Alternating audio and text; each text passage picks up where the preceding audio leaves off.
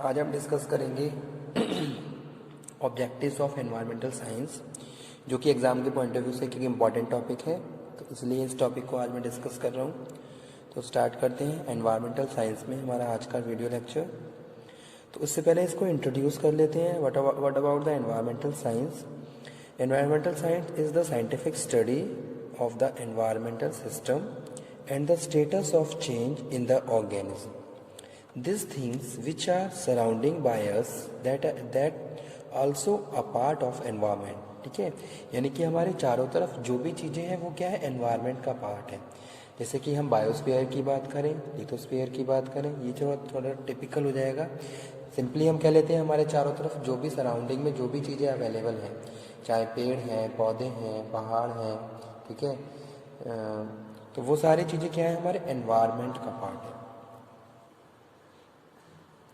तो इसलिए यहाँ पे कह रहे हैं it include not only physical study and biological study but also social and cultural factor also put the effect on environmental system. ठीक है, यहाँ पे हम सोशल और बायोलॉजिकल फैक्टर्स की बात नहीं कर रहे हैं, हम फिजिकल फैक्टर्स की भी।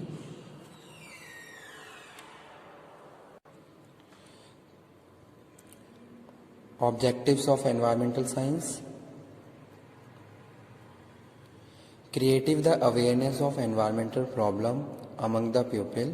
ओके, तो सबसे पहला ऑब्जेक्टिव है इंक्रीज द अवेयरनेस, यानी कि हमें लोगों को अवेयर करना है, उन्हें बताना है कि भाई कौन कौन सी एनवायरमेंटल प्रॉब्लम्स हैं और उन प्रॉब्लम्स को हम कैसे प्रिवेंट कर सकते हैं।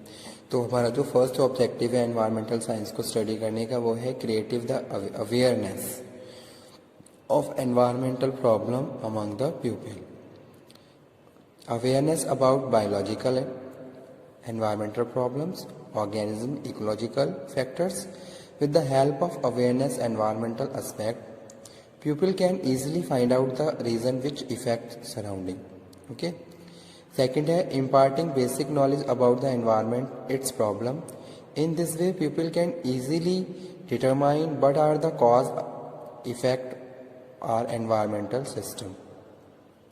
Third one है motivating public to participate in environment or action and environmental improvements. Fourth है develop skills between the pupil in which they identify the how they can improve action to sort out the problems of the environment system and motivating toward the consciousness. ठीक है, उसके बाद क्या है, the main objective of environmental system education. Individual and social groups should acquire awareness and knowledge, develop attitude, skills and ability, and participate in solving real-life environmental problems. In this way, people can improve the quality of life. तो scope कौन कौन से हैं environmental science के, scope and importance को भी discuss कर लेते हैं। फर्स्ट है environmental science.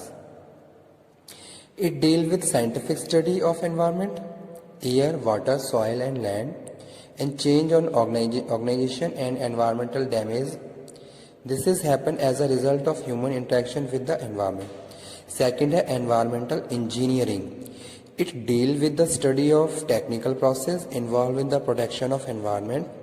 If the study of technical terms and conditions, people can easily find out the environmental theories and preventive actions required to end the environment. Engineering says that what types of tools require.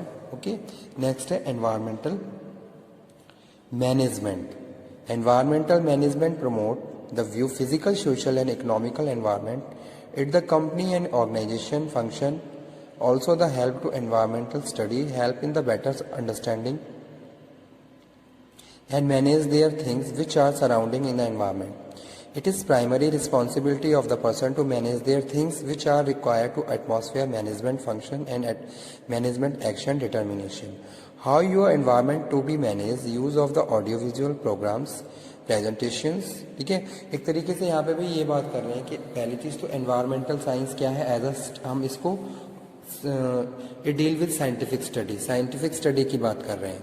जैसे कि क्या है, scientifically you have to find out the reason जो कि हमारे environment से related है। जैसे एयर है, एयर में कंसंट्रेशन है गैसेस की, कितनी कितनी कंसंट्रेशन है, तो एक साइंटिफिक रीजन है। वाटर है, वाटर में बहुत सारे मिनरल्स हैं, सॉइल है, सॉइल को फर्टिलिटी रेट, ये सारी चीज़ें क्या है साइंटिफिकली हमें स्टडी करनी है और उसके रेशो को फाइंड आउट करना है, ठीक है। तो एक तरीके से एनवायरमेंटल साइंस क्या है, it deal with scientific study. Second हम कह रहे हैं engineering, environmental engineering, it deal with the study of technical process, यानी कि technically you have to process all the things which are related to your environment, ठीक है। जैसे कि एटमॉस्फेयर है, टेक्निकल टर्म्स आप यूज कर रहे हो, बहुत सारे ऐसे इवेंट्स वो एनवायरनमेंट में होते रहते हैं जिसका इफेक्ट हम अल्टीमेटली हमारे एटमॉस्फेयर पे पड़ता है, हमारे आसपास के लोगों पे पड़ता है। तो टेक्निकली हम उन सारी चीज़ों को फाइंड आउट करते हैं। मैनेजमेंट जरूरी है, all the things must be manage, ठीक है। अगर कोई भी इंसिडेंट हो रहा है तो उसको प्री प्लानिंग, उसकी प्लानिंग करनी है, उसको प्रॉपरली मैनेज करके चलना है ताकि हम सारी चीज़ों को कंट्रोल कर सकें, उन सारे प्रिवेंटिव एक्शंस को हम मैनेज कर सकें जो कि रिक्वायर्ड है हमारे एनवायरनमेंट के लिए, ठीक है। एक तरीके से प्रॉपरली हर चीज़ में मैनेजमेंट रिक्वायर्ड है, जो कि फैक्टर हमारे एनवायरनमेंट से रिलेटेड है, तो वो यहाँ पे हम बात कर रहे हैं, ठीक है। तो तीनों ही स्कोप में हम यहाँ तीनों ही फैक्टर्स में यहाँ पे हम बात कर रहे हैं as the importance of environmental science as a scientific study, engineering और मैनेजमेंट, ठीक है। अब नेक्स्ट है नीड फॉर पब्लिक अवेयरनेस, क्यों पब्लिक अवेयरनेस को बढ़ाने की जरूरत है। तो सबसे पहले क्या है, अंडरस्टैंडिंग, ताकि लोग अंडरस्टैंड हो जाएं एनवायरनमेंट से और उसमें होने वाली प्रॉब्लम से। सबसे पहले आपको एनवायरनमेंट को समझना है और उसके बाद हम जो भी फैक्टर्स हैं जो हमारे एनवायरनमेंट को पोल्यूट कर रहे हैं उन सारी चीज़ों को समझना है। तो अगर हम इन सब चीज़ों को प्रॉपरली अंडरस्टैंड करेंगे तभी हम अपने आने वाली जनरेशन को अवेयर कर सकते हैं और बहुत सारे इनिशिएटिव ले सकते हैं और बहुत सारे प्रिवेंटिव एक्शंस ले सकते हैं। तो वो यहाँ पे हम बात कर रहे हैं अंडरस्टैंडिंग में।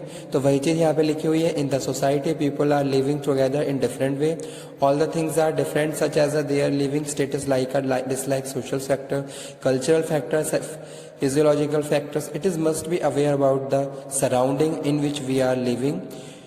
We should have also knowledge about the social work and political factors.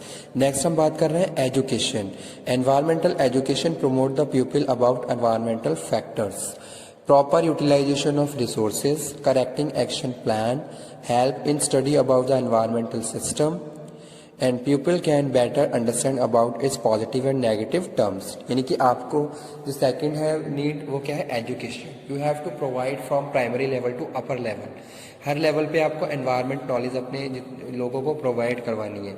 It must be a part of education to increase the awareness and educating the people about the environmental aspect. लोगों को environmental education provide करवाने के लिए, उनको aware करने के लिए, तो वो यहाँ पे हम बात कर रहे हैं एज ए एजुकेशन। उसके बाद है कंडीशनल फैक्टर्स और है रियलिटी।